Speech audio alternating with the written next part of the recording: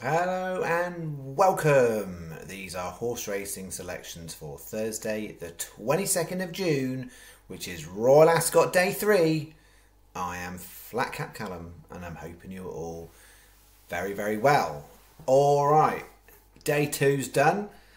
Took an absolute battering. It's not been the best week so far, is it? Let's be fair. What you will get here is openness and transparency. You won't always find winners.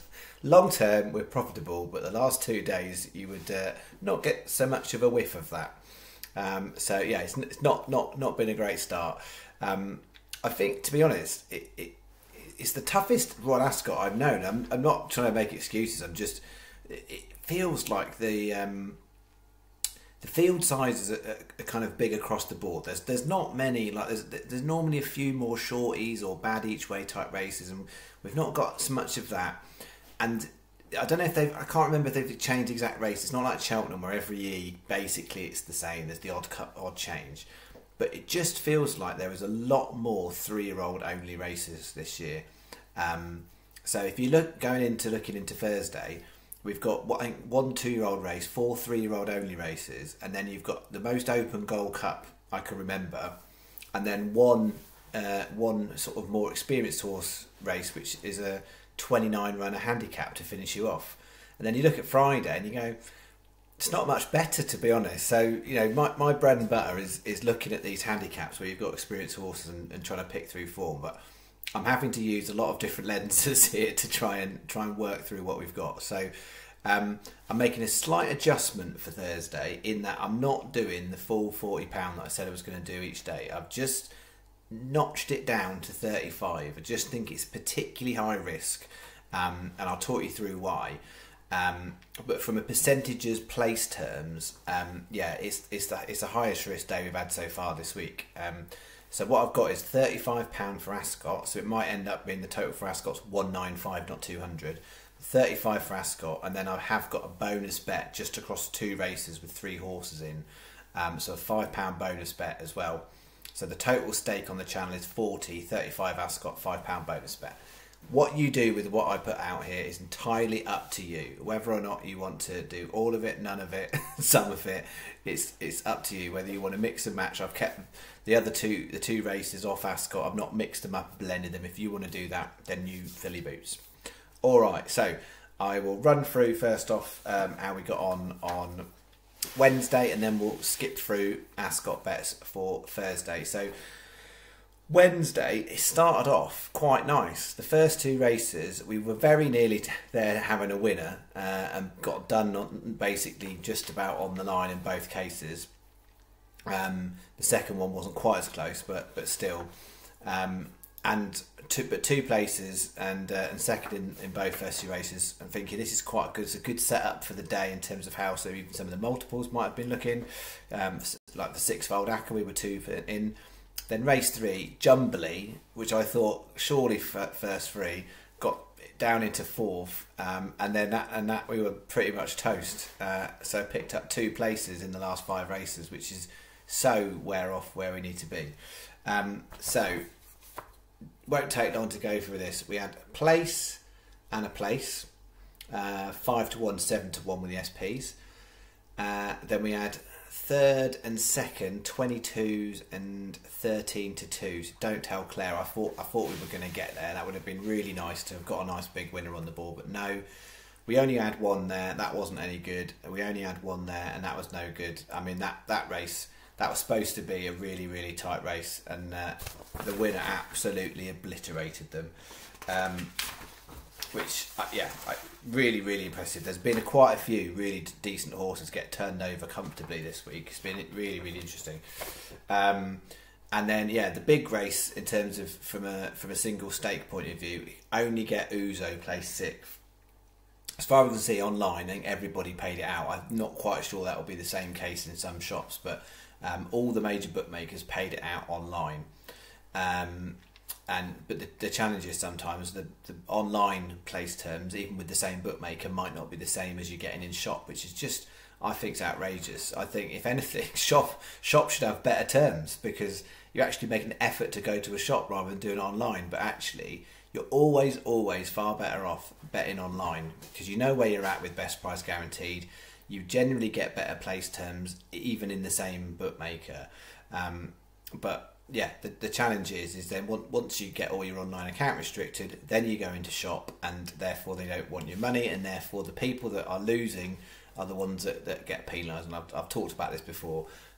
Punters who for whatever reason can't get online accounts then have to go in shop, and then unless you're a really good punter, you pick and choose your moments, but otherwise the vast majority of people who bet in betting shops lose. So then anyway, 5.35 Circles of Fire placed, and Hadrianus didn't, and then struck out in the last race there. So yeah, not great on that one. So we started off the lucky with a place, but then got nothing. Big place, price double, no good. And fourth, second, winner, but didn't count. No place, no, because I put Uzo in the Trixie. And then lo and behold, with the cross double, we had a place and a place, and them three struck out. Had it with Uzo, we'd have got a bit more back for the day. And then in this place, well, it was second, one out the placings, second, no good, and winner. So it was that would have been a close one. If that had been Uzo instead, that would have been pretty gutting to have missed out on what on paper started off as a 9-4 shot. But there you go. So I think we were 40 on, 13, 91 back. So it was a £26 loss. 2 days in a row of £26 loss. So that is very much eaten into the fact that we were doing nicely for June. So I think we're now sat 15 ahead for the month of June. So we took £52 losses in the last 2 days, which is really knocked out the June profitability. So I would very, very much like, betting gods, if you're listening at all, some sort of nice return on Thursday, even though it looks really, really difficult. If you thought Wednesday was hard, have a look at Thursday. I mean, come on. So before I go for versus bets, in general terms, what I said last night still stands. On the straight races, I would absolutely want to avoid being low numbers. Jimi Hendrix, I think, was an exception today. So I'm carrying on with what I was saying yesterday. So on the straight, I'm stacked. I think I've got one on the lower side, but everything else is on the higher side, because I think the straight is running higher. It's not that, you know, it's not you can't win from the lower side like Jimi Hendrix showed. It's just not preferable. So I think that horse did particularly well to do that. But yeah, if you look at particularly the sprint races, it's the higher side numbers, and it's really interesting when you go into 2:30 on Thursday, because two of the really fancied horses are on the low side. So if either of them get up and win, I think that will show they're actually a little bit better than even the result might say. As far as the longer distance, or the ones that go around the bend, I still stand by what I said there. If you go from the front, it's not the way, and if most of what got on the rail didn't come out the pack, the ones that were closing at the end and took the races, it was ones that were swung off in most cases. So yeah, it was absolutely all right to be wide round that bend. It doesn't make sense in terms of, like, from a science point of view, like physics. Like, if you're physically going further, how can you do better? But if the ground is that much better, and you're getting a momentum, if you're getting a swing and a run through, rather than on the rail, you're just having to go at the pace of the horse in front of you. That's the kind of stuff where it works out. So yeah, I don't want to get trapped in the rail. Going around there. So yeah, that's my view on those. So let me talk you through the plan, because it's a tricky set of races. All right, we're starting off here in our singles, 2:30. Most bookies, well, I say most, but most bookies are 3 on this. There are a few on 4, and some of them are 3 because they're doing promotions and stuff. So Sky terms are 3, but then you need to shop around and you find things like 365 and Coral, which are 4. I have realised I haven't written out all of the place terms like I have the last 2 days. I do apologise. I've got it. I'll find it. Hold on, caller. I haven't got it written out, but I can just make sure I don't misquote myself, because it can get a bit complicated. All right, so I can talk that through as I go. Yeah, so there's 230, 365, Coral, Ladbrokes, Betfred, Hills, Bet Victor, all paying 4. So for singles, those bookmakers are better. But we've got His Majesty 17 to 2. I think that's a big price for an O'Brien Moor horse. That, yeah, I think you've got a couple of fancied horses in there that I think just are on the wrong side, and I think in those sprints I'm willing to take the chance that I've got that right. And the high side of the draw, and then we're going Noche Magica 8 to 1. So that's 230, but I think you've got 18, 19 runners in there, and you're getting maybe it's only 16, maybe I'm doing slight disservice 16, but 3 places on Sky for 16.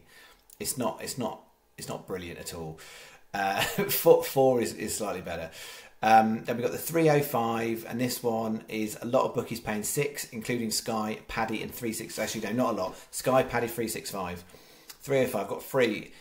Sisyphus Strength 50s, Inquiring Minds 25, Land Legends 16s, and then we're going the 340, 4 on Sky, 3 everywhere else. Just got the 2 here, and the reason it's again another big fielder, but because you've got this odds-on favourite, most bookies aren't going to touch it for 4 places. So you're left with the fact that it's a big field, and the odds-on favourite looks like clearly the right favourite. Will it win? Don't know, but is it like to come top 3? Yes. So therefore, you're looking at, for most bookmakers, occupying 2 places. So yeah, the maths aren't great on it. 340, Midnight Mile, 20 to 1. I do think that one is a big price. As much as I'm taking SP for the channel, if I wasn't doing that, I'd be really happy to take that 20 to 1, because I think that should be a lot short of that horse. And then Lumiere Rock 33s, and in the Gold Cup, yes, I said earlier, I don't remember seeing such an open Gold Cup. You just had a really short price favourite usually, or a couple, but it's really open. So I'm going Subjectivist to recover from its injury problems at 8. Broom, because it just runs generally pretty good in top class races over all sorts of distances. So we're going Broom at 14s, and Tashkhan 66s is a big price for a horse that came, I think it was 5th last year. Sky are 5, everyone else is 4 on that one. But even an open race, a horse that's got previous over course and distance, albeit was a distance 5th, I think it's worth chancing. So that's all 50p each way singles. That's 10 of them, 50p each way singles. And then the next part is this. So again, this race, the 5 o'clock, is the Britannia, 30 runners. Almost all bookmakers are 4. I think Boyle Sports might be the exception, who are 5. It's because bookies basically give all the profits of this to basically combined 6 charities, and therefore, in order to maximise the profits, they don't extend their place terms. I don't know what the science is on it, but if you don't know anything about racing, most people would just basically avoid betting on that race, because you've got 30 runners and 4 places. It's terrible odds. That being said, annoyingly, I'm looking at the race thinking, if it wasn't for the place terms, there's 2 I really like in that race, from a price point of view, which are the middle 2 there. So I've got Forster Tomeo at 66s, which we've taken a few times. I think it's worth chancing at that price. I like particularly Metal Merchant at 50s and Ramazan at 22s. Ramazan is one of 2 Fahy horses I quite like today. So Richard Fahy's only had a few runners so far this week. Not done anything. He's got 3 today for Thursday's races, and 2 of them I'm quite sweet on. But 4 places, albeit you get a quarter of the odds, that is helpful sometimes. But four place 30 runners is terrible. So I don't blame people for skipping this race. Last year I went careful with it, but I managed to get 2 out of the 4 place, so I was happy enough with it. And then the last one in just now at 18 to 1. Then we've got the 535, which is 5 on Sky, 4 everywhere else. Epictet. Oh, I knew I can't say this. I've backed it before on the channel. Epictet. You can see what I can't do. It's not coming out of my mouth. It's too late in the night. 9 to 2. That's the only one is a win bet. Then we've got Carnarvon that's run really, really well in the Guineas and the Derby. So I think it's overpriced at 9s. And then Bolster is the unexposed one from owners who have done all right this week so far. 16 to 1. I say the owners are right this week. I've been looking at trends for jockeys, trainers, owners this week, and I just don't see it. There's people popping up. There's one, trainers have had like one runner and it's done well, and that's all they've got all week. On different days it's been different, so I don't think there's much to pick up from that. If you think different, feel free to shove it in the comments. But I'm not seeing any trends. Say any particular trainers are kind of who have got more runners certainly are the place to be on. And then 6:10, that's the big handicap. It's my preferred race of the day. It's not brilliant because there's 29 runners, but it's better than the other 6 races. Va Fortino 16, really like that. Just hope the ground doesn't get too hard for that one. Accidental Agent 33s, been around the block. Bo Pedro 33s and Documented 40s, another one been around the block. So it's 10 50p each way singles and a £1 win single on Epictetus. We'll go with that. So there is, 21 singles. So 21 singles. And then we've got £14 going on to multiples. So, starting off here, the only lucky I've got today, and I've got no win bet as well, I should flag. There's no win tricks here. It's just not a day for it for me at all. So the only lucky 15, 340, Midnight Mile, 20 to 1. 5 o'clock Ramazan 22s. Obviously these are not the races most people would pick even as well. 5:35 Carnarvon at 9s. 6:10 Va Fortino 16s. That's the 20p each way lucky 15 of the day. And then I've got 2 each way trixies. The 2:30 His Majesty 17 to 2. 3:05 Land Legend 16s and 4:20 Broom. That is 125p each way trixie. So that's each way doubles and trebles.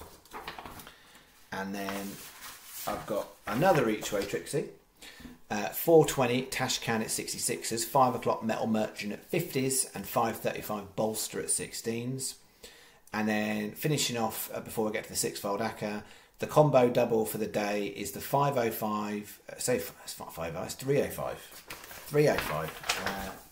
I haven't got a pen to correct it, but yeah. If you're listening, if you're not listening and you're just watching, that's 3. If you can't hear me, 305.